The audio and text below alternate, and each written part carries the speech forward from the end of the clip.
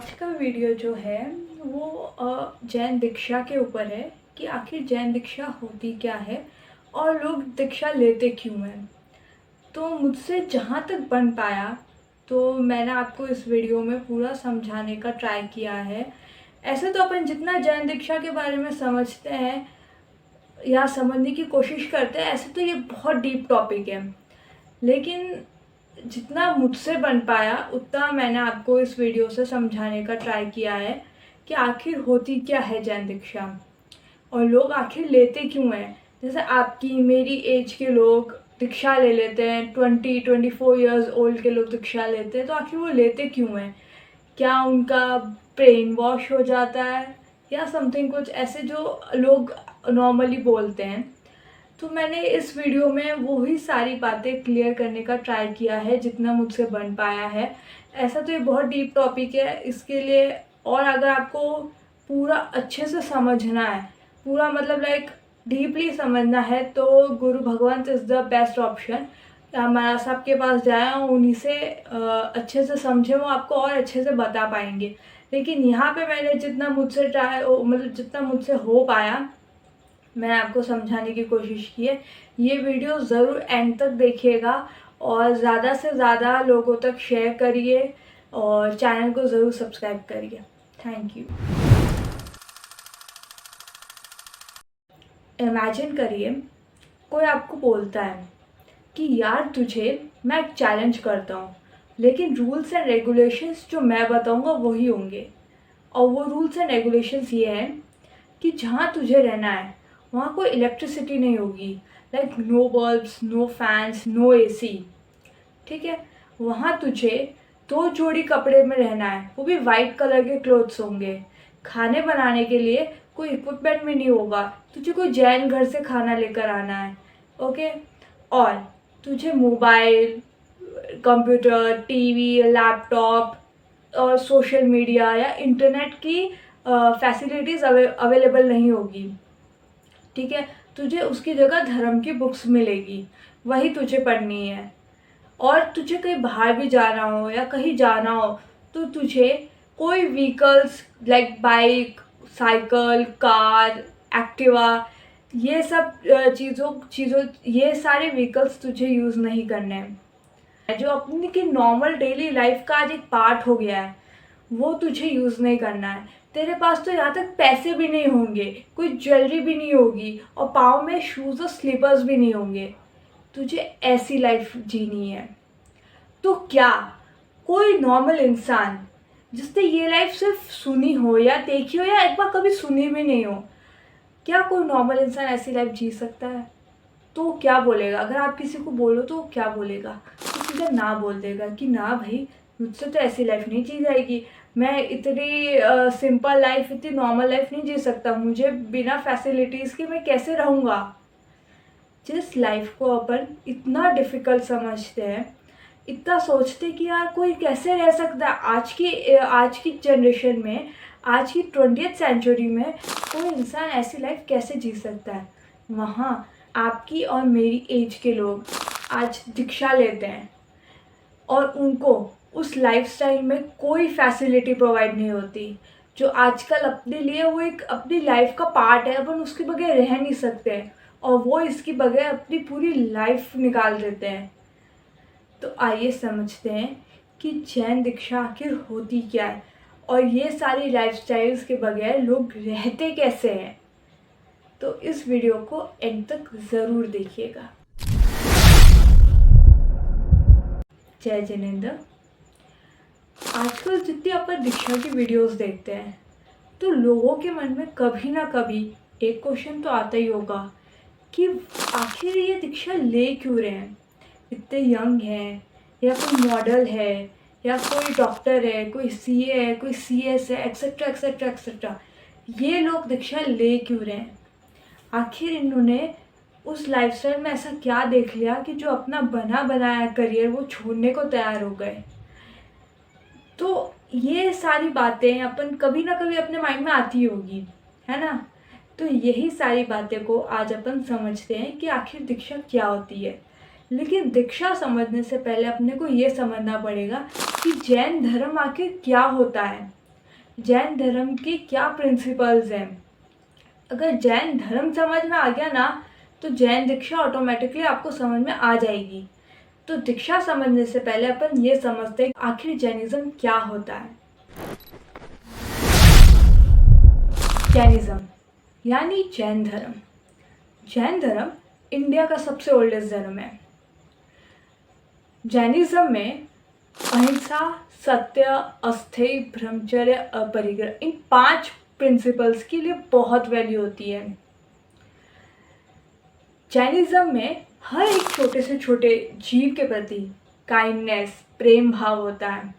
वो ये समझते हैं कि अगर हम आज एक छोटे से छोटे जीव को भी अगर दुख देते हैं तो कभी ना कभी हमें वही दुख मिलेगा। जैनिज्म कर्मा बिलीवर है कि जैसा आप कर्म करेंगे आपको उसका फल मिलेगा ही मिलेगा। जैनिज्म आपको सिखाता है कि एक अच्छी लाइफस्टाइल क्या होती है।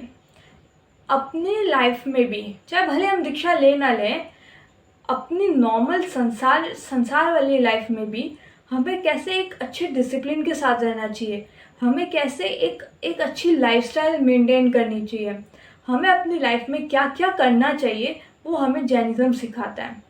भले ही वो अपनी हेल्थ के लिए हो, भले ही वो अपने फैमिली मेम्बर्स के लिए हो, भले ही वो अपनी लाइफ के लिए हो, भले ही वो अपने करियर के लिए हो। तो जैनिज्म में एक पार्ट है जैन दीक्षा का, जो 24 तत्व का प्रभु बताकर गए हैं जैन दीक्षा के बारे में कि दीक्षा क्या होती है, उस बात पे कैसे चला जाता है। जो उन्होंने पाठ बताया, जो उन्होंने मार्गदर्शन बताया, वही आज जिनको वैराग्य आता है, आज जो दीक्षा लेने के लिए उस पाथ पे निकलते हैं, वो उन्हीं 24 तीर्थ का प्रभु की मार्गदर्शन पे चलते हैं, उन्हीं के जीवन शैली जो उन्होंने बताई गई उसी को फॉलो करते हैं। तो आइए समझ लें दीक्षा क्या होती है। फर्स्टली तो those who are taking diksha, they are known as diksharthi, and after diksha they are known as jain sadhu and sadhvi ji bhagwan। यानी जो दीक्षा लेने वाले होते हैं उन्हें हम दीक्षार्थी कहते हैं, और जब वो दीक्षा ले चुके होते हैं तब उन्हें हम जैन साधु और साध्वी जी भगवान बोलते हैं। जो भी पर्सन दीक्षा लेने वाला होता है ना, उनका एक गोल होता है to reach moksha, to find a real peace, to know that really who I am. यही एक दीक्षार्थी का गोल होता है। भले ही वो कोई भी गत से हो, भले ही वो कोई भी समुदाय से हो, जो भी दीक्षार्थी होते हैं उनका एक ना एक यही गोल होता है।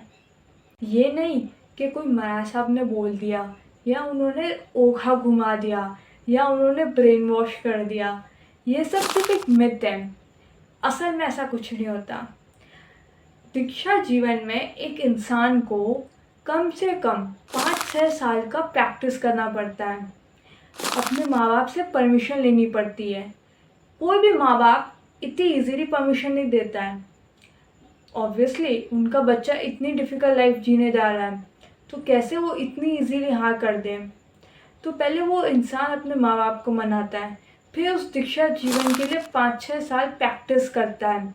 फिर जब गुरु भगवान को लगता है ना कि हाँ अब ये रेडी है, तभी उसको दीक्षा मिलती है। और जो भी ये सब बोलते हैं ना कि brain wash and all things, कि इसको तो ब्रेन वॉश कर दिया, अब ये दीक्षा लेने जा रहा है इसलिए इसका ब्रेन वॉश कर दिया, सब समझते कि मैं कौन से पाथ पे जा रहा हूँ। लाइफ में ना सबको कुछ ना कुछ चाहिए होता है। फॉर एन एग्जाम्पल, एक पर्सन ए मान के चलते हैं, वो एक शॉपिंग करने निकला, उसने एक ज़ारा का शोरूम देखा। अब ज़ारा के शोरूम में वो गया और उसने वहाँ एक टी शर्ट पसंद करी और वो टी शर्ट उसने खरीद के अपने घर ले आया। नेक्स्ट डे या उसके नेक्स्ट डे वो फिर वहाँ गया कोई और काम से, लेकिन उसको अब की बार गुच्ची का शोरूम दिखा। अब उसका मन हुआ कि मेरे को अंदर जाना है, मेरे को देखना है कि वहाँ कैसे कैसे चीज़ें हैं, वहाँ कैसे कैसे टी शर्ट है, वहाँ कैसे कपड़े हैं वगैरह, ऑल दीज थिंग। वो गया और उसने वहाँ देखा कि एक मस्त सा टी शर्ट है वहाँ, उसको बड़ा मन हुआ लेने का, उसने ले लिया। यहाँ ये समझाने का है कि डिज़ायर्स कभी फुलफिल नहीं होती, इसका कोई स्टॉप नहीं है, इसका कोई एंड नहीं है। अपने को ये भी चाहिए, ये भी चाहिए, ये भी चाहिए, अपने को सब कुछ चाहिए। बट एक दीक्षार्थी जिनको वैराग्य आया होता है, जिनको दीक्षा लेनी होती है, उनको उनकी लाइफ में ना डिज़ायरलेस हो जाना है। क्योंकि अगर वो डिज़ायरलेस हो गए ना तो उनको रियल हैप्पीनेस मिल जाएगी, क्योंकि उनको टेंशन ही नहीं होगी ना कि मुझे आज ये चाहिए, मुझे आज वो चाहिए, अच्छा इसके पास ये है तो मेरे पास भी ये वाली चीज़ होनी चाहिए, मुझे भी इससे बड़ा इंसान बनना है। अगर ये ही मेंटालिटी है तो वो साधु कभी नहीं बन सकते। दीक्षार्थी जो दीक्षा लेने वाले होते हैं उनको डिज़ायरलेस हो जाना है कि उनको कोई इच्छा ही नहीं बची है, बस उनकी सारी इच्छाएं ख़त्म हो गई, उनको अपने रियल हैप्पीनेस मिल गया है। तो ये मेंटालिटी होती है एक दीक्षार्थी की जो साधु बनने वाले होते हैं। अब ये समझते हैं कि दीक्षा जीवन में जाने के लिए क्या क्या करना होता है। सबसे मेन इम्पॉर्टेंट बात होती है कि लोग सोचते हैं कि इसने कोई प्रवचन में गया होगा, कोई महाराज साहब को देख लिया तो उनसे बड़ा अट्रैक्शन हो गया तो शायद उस वजह से दीक्षा ले ले। ऐसे तो फिर हर जैन लोग दीक्षा लेने पे उतर जाएंगे, कोई जैन संसार में ही नहीं रहेंगे, सब के सब संयम में उतर जाएंगे, क्योंकि हर एक से अपने को एक टच, एक बॉन्ड बन जाता है। ऐसा नहीं होता है, अट्रैक्शन से कोई दीक्षा नहीं ले सकता है। आपको उनकी लाइफस्टाइल जैसा, एक आपके गुरु जैसा लाइफस्टाइल जी रहे हैं, आपको भी वैसी लाइफस्टाइल जीनी है। अगर आप वैसी लाइफस्टाइल नहीं जी पाओगे तो आप दीक्षा नहीं ले पाओगे, आप दीक्षा का एक दिन भी नहीं बिता पाओगे। तो अब समझते हैं कि दीक्षा कैसे मिलती है और दीक्षा जीवन में हमें क्या करना होता है, क्या नहीं करना होता है। सबसे पहले ये समझ लीजिए कि कभी कोई ब्रेन वॉश नहीं करता है, ठीक है। खुद की इंडिविजुअल सोच होती है कि हाँ मुझे दीक्षा लेनी है, खुद की ताकत होती है, खुद का विल पावर होता है, खुद की समझ होती है कि हाँ मेरे को इस बात पे चलना है, मैं इस बात पे चल सकती हूँ या चल सकता हूँ, और यही मेरे लिए सबसे बेस्ट बात है और ये मेरे को चूज़ करना है। जिसकी मेंटालिटी ये होती है वही इंसान दीक्षा लेता है। अब अपन ये समझते हैं कि कोई गुरु भगवंत, ठीक है, कभी कोई प्रवचन देते हैं या कभी विहार करके आपकी सिटी आते हैं, आप दर्शन करने जाते हैं और आपसे उनको काफ़ी अट्रैक्शन हो जाता है, ठीक है, और उनके साथ एक अच्छा बॉन्ड बन जाता है। तो लोग बोलते हैं कि शायद इनका अच्छा बॉन्ड बन गया, इसका इन महाराज साहब से अट्रैक्शन हो गया इसलिए इसने दीक्षा का पाथ चूज़ किया। नहीं, ऐसा नहीं होता है। देखो, बॉन्ड अच्छा बनता है उनसे, ये होता है कि यार इनको मैं अपना गुरु बनाऊं, इनके साथ में रहूं, इनसे मेरे को बहुत कुछ सीखना है, ठीक है ना। तो अब वो इंसान उनके पास जाएगा, अब उनको बोलेगा कि महाराज साहब मुझे भी दीक्षा लेना है, मुझे भी दीक्षा के बारे में समझाओ, क्या होता है, कैसे होता है। तो उनको गुरु भगवत बताते हैं कि दीक्षा में ऐसे ऐसे करना होता है, ये करना होता है। अब वो अपने घर पे जाके अपने मम्मी पापा से परमिशन लेगा कि बिना मॉम डैड के, बिना फैमिली मेम्बर्स के, बिना अपने रिलेटिव्स के परमिशन के बिना आपको दीक्षा नहीं मिल सकती है। ये आप ध्यान में रखें। ऐसा नहीं होता कि ये इसने भागकर दीक्षा ले ली या समथिंग, कुछ ऐसा नहीं होता। आपके मम्मी पापा की फुल परमिशन होती है कि हाँ मेरा बच्चे को, मुझे दीक्षा देनी है, अपने गुरु भगवंत को आज्ञा पत्र देना है कि भाई हाँ इसको दीक्षा आप दे दीजिए, ये हमारी तरफ से परमिशन है, तभी आपको दीक्षा मिलती है। बहुत सारे माँ बाप ऐसे होते हैं, बहुत सारे क्या सभी माँ बाप ऐसे होते हैं कि पहली बारी में कभी कोई हाँ नहीं बोलता। ऑब्वियसली कौन इतनी डिफ़िकल्ट लाइफ में अपने बच्चे को भेजना चाहेगा, पहले तो वो मना ही करेगा ना। सबको अपने बच्चों से प्यार होता है, चाहे वो ये समझते हैं कि दीक्षा की लाइफ ही बेस्ट लाइफ है, दीक्षा की लाइफ में सबको दीक्षा लेनी चाहिए, बट ऑब्वियसली खुद का बच्चा है, इस लाइफस्टाइल में जा रहा है, तो ये कहीं ना कहीं माँ बाप का रहता है। लेकिन फिर वो परमिशन मांगता है, वो बताता है कि मुझे दीक्षा लेनी है। जब तक माँ बाप को ना लगे ना कि हाँ भाई अब ये तो सिर्फ अब दीक्षा ही लेगा, इसमें तो पूरा वैराग्य आ चुका, अब ये संसार में रहने जैसा है ही नहीं, तभी एक माँ बाप अपने बच्चे को भेजते हैं दीक्षा लेने के लिए। अब मान लो माँ बाप से परमिशन मिल भी गई, ठीक है, अब वो इंसान गुरु भगवान के पास जाते हैं। अब वो अपना, उनका मुमुक्षु टाइम पीरियड चालू होता है कि भाई उसमें वो सब सीखते हैं कि कैसे दीक्षा का जीवन होता है, हमें क्या क्या करना होता है, किन किन रूल्स और रेगुलेशंस को फॉलो करना है, कैसे जीना है, क्या अवॉइड करना है वगैरह जो भी चीज़ें हैं, वो सारी की सारी चीज़ें गुरु भगवंत उनको सिखाते हैं। वो इंसान फिर अपने गुरु भगवंत के साथ रहता है, ठीक है। अब उसमें उसको जितना आगम में याद करना है, जो जो उसको बुक्स पढ़नी है, प्रतिक्रमण याद करना है, सामायिक सूत्र याद करना है, जो चीज़ें उसको याद करनी है वो उस टाइम पीरियड में सीखते हैं। तो अभी ये सारी लाइफस्टाइल उनको फॉलो करनी है, ये सारी चीज़ें उनको फॉलो करनी है, जो सीखना है वो सीखते हैं।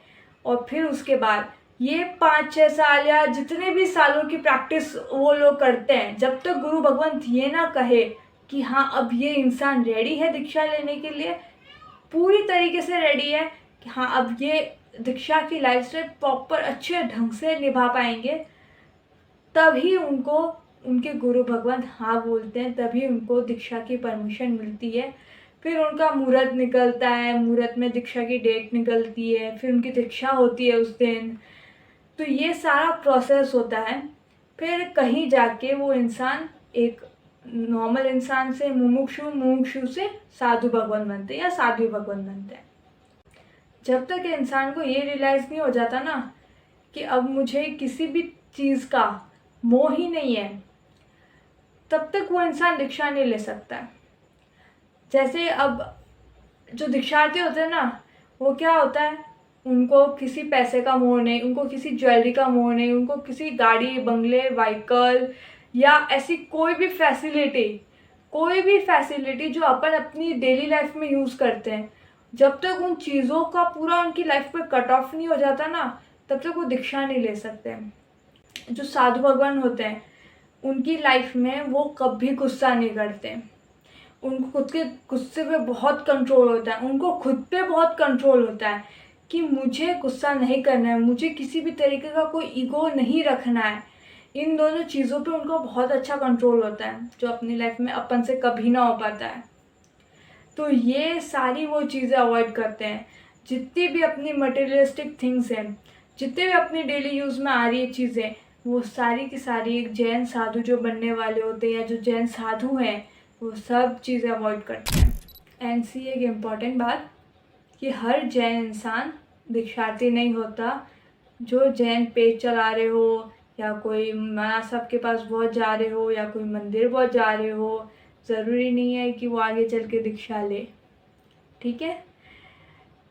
अगर कोई धर्म का काम कर रहा है भाई, कोई धर्म रिलेटेड काम कर रहा है, कोई अपने लाइफ में धर्म को उतार रहा है, तो उसका मतलब ये थोड़ी ना है कि वो सिर्फ दीक्षा ही लेने के लिए काम करते, नहीं, ऐसा नहीं होता है। जिनमें विल पावर होती है वही दीक्षा ले पाते हैं, जिनको दीक्षा नहीं लेनी है वो नहीं लेते हैं।